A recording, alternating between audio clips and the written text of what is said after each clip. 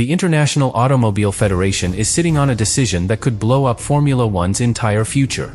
Because Max Verstappen is not just asking for a rule change. He is warning the sport that if the 2027 engine rules do not move towards 60-40, he could retire while he is still fast enough to win. That is the nightmare.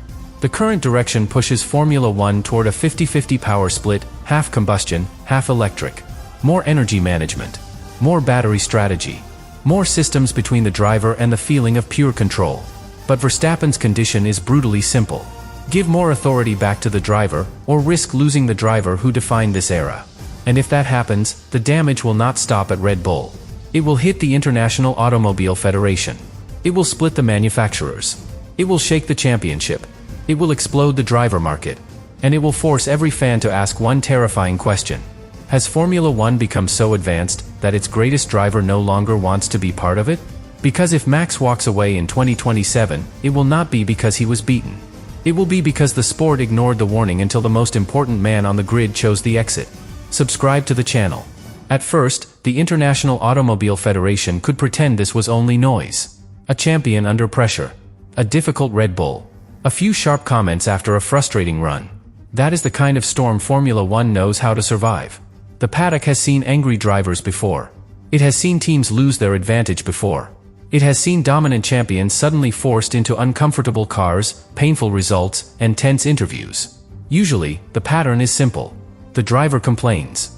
The team promises upgrades. The media turns every sentence into drama. Then a better weekend arrives, and everyone acts like the crisis was never that serious. But this time, that pattern does not work. Because Verstappen is not only talking about one bad weekend. He is not only talking about the Red Bull 22. He is not even only talking about winning. He is talking about whether Formula One's future still feels worth driving. That is why this situation has become so dangerous. A slow car can be improved. A difficult balance can be adjusted. A weak season can be survived. But when a driver starts questioning the direction of the sport itself, the problem moves beyond the garage. It moves into the rulebook. Into the political meetings. Into the future plans of every manufacturer. Into the hands of the people deciding what Formula One is supposed to become. And that is where the International Automobile Federation is now exposed. Because the 2027 engine debate is not just a technical argument anymore. It has become a test of control. Who is Formula One really being built for? The manufacturers investing millions into future power units. The teams fighting for every advantage. The regulators trying to shape the next era. Or the drivers, the only people who actually feel the car at the limit, when one wrong reaction can change everything. That question is uncomfortable because every answer matters. Formula One needs manufacturers. Without them, the technology suffers. It needs rules that are stable enough for teams to trust. It needs a future that makes sense in a modern world. It needs innovation, efficiency, and development. But it also needs something no regulation document can fully measure. The feeling that the driver still matters most when the car is on the edge. And this is the feeling Verstappen seems to believe is under threat. The original direction pushed Formula One toward a 50-50 power split. Half combustion, half electric. To the outside world, that sounds balanced. It sounds like a clean, modern compromise. It sounds like the future arriving in a neat sentence. But from inside the cockpit, balance on paper can feel like something else entirely. It can feel like management. It can feel like calculation. It can feel like the car is asking the driver to protect systems, instead of attack corners. And for Verstappen, that distinction is everything. Because Max Verstappen's greatest strength has never been only speed. Many drivers are fast. Many drivers can produce one stunning lap when the tires are fresh, the track is clear, and the car is perfectly balanced. Verstappen's weapon is more ruthless. He can live at the limit repeatedly. He can read tiny signals before anyone watching can see them. He can feel the rear begin to move, understand it instantly, and keep the car exactly where it needs to be. He can turn pressure into something cold and controlled. That only works when the car speaks clearly. A driver like Verstappen does not want an easy car. He does not need a car that flatters him. He can handle a machine that is aggressive, sharp, and demanding. But he needs it to be honest. If he brakes late, he needs to know what the rear will do. If he turns in hard, he needs the car to respond in a way his instincts can trust. If he opens the throttle, he needs the power to arrive cleanly enough for his body to predict it before his mind has time to think. That is the invisible conversation between driver and car. And the fear with too much electric energy management is that the conversation becomes less direct. The driver is still racing, but now he is also managing power deployment, battery state, energy recovery, when to use the boost, when to save it, whether the car will still have the same punch later in the lap, whether the next straight will feel different from the last one. That may sound like a clever challenge, but to Verstappen, it appears to feel like the wrong kind of challenge. Not racing harder, racing less freely. Imagine trying to sprint as fast as possible, but your shoes keep changing grip while you run. Sometimes they launch you forward. Sometimes they hold back. Sometimes they react instantly. Sometimes they hesitate just enough to make your body doubt the next step. You are still running. You may still be quick, but you are no longer free. That is the heart of this engine rule fight. It is not just about combustion power. It is not just about electric power. It is about whether the car still feels like something a driver can attack with instinct. And that is why the 60-40 proposal matters so much. 60% combustion, 40% electric. To casual fans, that might sound like a small correction. Just a change in numbers. Just a detail for engineers and rule makers to fight over behind closed doors. But inside this crisis, 60-40 has become the possible lifeline. It would move the balance back toward a more direct feeling. More power from the combustion side. Less extreme dependence on electric deployment. More authority in the driver's hands. More connection between the right foot and the response of the car. It does not mean Formula One goes backward. It does not mean technology disappears. It does not mean the sport rejects the future. It means the future stops before it pushes the driver too far from the center. That is why Verstappen's threat has landed with so much force. He is not simply saying, "Give me a better chance to win." He is saying, "Give Formula One back the feeling that makes the sacrifice worth it." And that is a much harder argument to dismiss.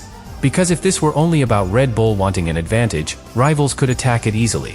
They could say Verstappen enjoyed domination when the car suited him, and now he does not like having to adapt. They could say no driver should influence the direction of the championship. They could say the rulebook cannot bend because one superstar is uncomfortable. And some of that criticism would be understandable. Formula One cannot rewrite its future every time pressure arrives. Teams need stability. Manufacturers need confidence. Engineers need to know the target will not suddenly move after years of investment. But the other side is just as serious. If the best driver of the modern era says the cars are moving in a direction that feels mentally and emotionally wrong, can the sport really ignore him? If the driver who became the symbol of pure commitment, sharp instinct, and relentless control says the future may not be worth it, is that just a complaint? Or is it a warning that the people designing the future have missed something essential? That is the trap the International Automobile Federation now faces. Move towards 60-40, and some will say it bowed to Verstappen. Refuse to move, and it may push Verstappen toward retirement. There is no painless option. Only consequences. And each consequence is enormous. For the manufacturers, the issue is investment. Some may have built their plans around the original 50-50 concept. They may believe they have found performance in the electric side. They may not want the target moved after years of work. To them, changing the rules could feel unfair. For Red Bull, the issue is survival. The team has built its modern identity around Verstappen. His speed, his standards, his feedback, his ability to turn imperfect weekends into strong results. Losing him would not just mean finding another driver. It would mean rebuilding the center of the entire project. For Formula One, the issue is the show. The sport can survive losing any driver, but losing Verstappen while he is still near his peak would create a different kind of damage. It would make people question not only who replaces him, but why he left. And for the International Automobile Federation, the issue is credibility. Because if Verstappen retires over the direction of the engine rules, every explanation will be judged through that decision. The regulations may be defensible. The technology may be impressive. The future may make sense in a meeting room. But fans will remember one brutal fact. Max Verstappen walked away. That is why this story cannot be treated like ordinary drama. A normal retirement rumor asks which seat a driver might take next. This one asks whether the driver still wants Formula One at all. That is much more dangerous. Because if Verstappen changed teams, the sport could turn it into a spectacle. New colors. New rivalry. New politics. A driver market earthquake. Formula One would feed on it. But retirement is different. Retirement means the sport itself failed to keep him convinced. That would be a scar. Not because Formula One would collapse. It would not. The cars would still race. The lights would still go out. Someone else would win. New stars would rise. But the story would follow the sport. Every time the new rules felt too complicated, people would remember the warning. Every time drivers complained about energy management, people would remember the warning. Every time the racing looked less natural, people would remember the warning. And if Verstappen was gone, the question would be impossible to escape. Was he right? That is why the first stage of this crisis matters so much. It shows that the threat is not built on one result. It is not a tantrum after a bad weekend. It is not a simple demand for Red Bull dominance to return. It is a collision between two visions of Formula One. One vision says the sport must keep moving toward more technology, more electric power, more advanced systems, and a future shaped heavily by manufacturer ambition. The other says Formula One can evolve, but it cannot lose the human connection inside the cockpit. The best future would combine both. Modern technology, but still raw. Advanced engines, but still instinctive.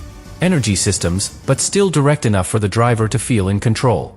Progress, without losing the feeling that made people fall in love with racing. That is the balance the International Automobile Federation has to find. And Verstappen has made that balance urgent. Because once the greatest driver of an era puts retirement on the table, every delay becomes louder. Every political disagreement becomes heavier. Every meeting feels like it might decide more than a regulation. It might decide whether Max Verstappen believes the future is still worth entering. That is why Red Bull is nervous. That is why the International Automobile Federation is exposed. That is why the manufacturers are watching carefully. And that is why this story is much bigger than one percentage change. Because the real question is not only whether Formula One chooses 50-50 or 60-40. The real question is whether the sport still understands that the machine only matters because of the person brave enough to take it to the limit. And if the answer comes too late, Verstappen may not wait around to hear it. Then the crisis moved into its most dangerous phase. Because once Verstappen's warning became public, the question was no longer just whether he was frustrated. The question became whether anyone inside Formula One had enough power, or enough courage, to stop this from becoming a disaster.